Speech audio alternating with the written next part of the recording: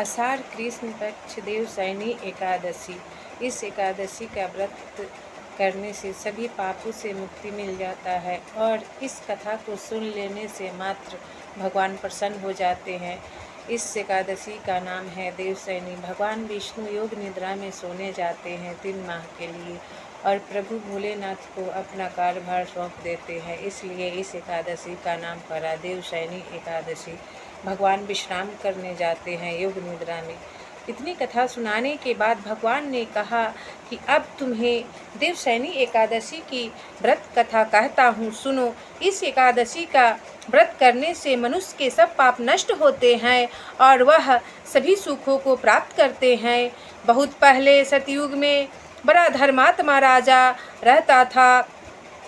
मांधाता हुए है, राजा का नाम मांधाता हुए हैं। वे प्रजा की सेवा में दिन रात लगे रहते थे। प्रजा की उनको बहुत चाह थी। दुर्भाग्य से उनके राज में वर्षा न पड़ने से भयंकर अकाल हो गया। तब प्रजा सब भूखी मरने लगी। यज्ञ योग दान पुण्य आदि शुभ कर्म जब बंद हो गए। प्रजा को बुरी दशा में देखकर राजा अपने रथ पर सवार होकर अपने कुल गुरु इष्ट देव के पास पहुंचा और वे रथ पर सवार होकर अपने कुल गुरु ऋषियों के पास शरण में जाकर बोला, उन्हें प्रणाम किया और निवेदन किया कि मेरे राज में भयंकर अकाल पड़ा हुआ है। प्रजा भूख से तड़प रही है, मर रही है। कोई उपाय बताइए जिससे अकाल नष्ट हो सके, प्रजा की रक्षा हो सके। ऋषियों ने कहा कि तुम्हारी प्रजा अपने कर्तव्यों को छोड़कर अधर्म में लग गई है। अगर वह पुनः अपने कर्तव्य में लग जावे तो यह संकट भी टल सकता है। तुम्हें प्रजा की कर्तव्य पालन के लिए प्रेरणा देनी होगी और स्थान स्थान पर कुएं, बावली, नहरें, तालाब खुदवानी होगी जिससे खेती हो सके।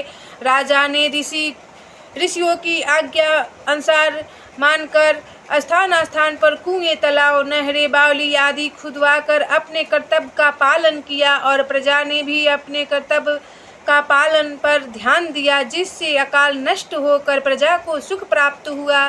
फिर अंत समय में राजा ने प्रजा सहित देवशयनी एकादशी का व्रत किया, जिससे प्रजा के साथ आप भी स्वर्ग को प्राप्त हुआ।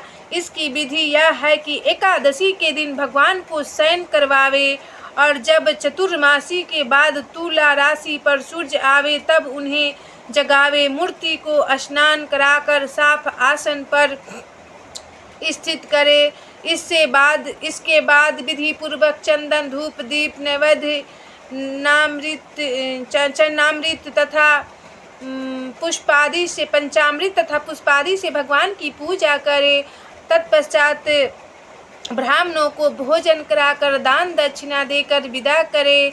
बोलिए एकादशी भगवान की जय।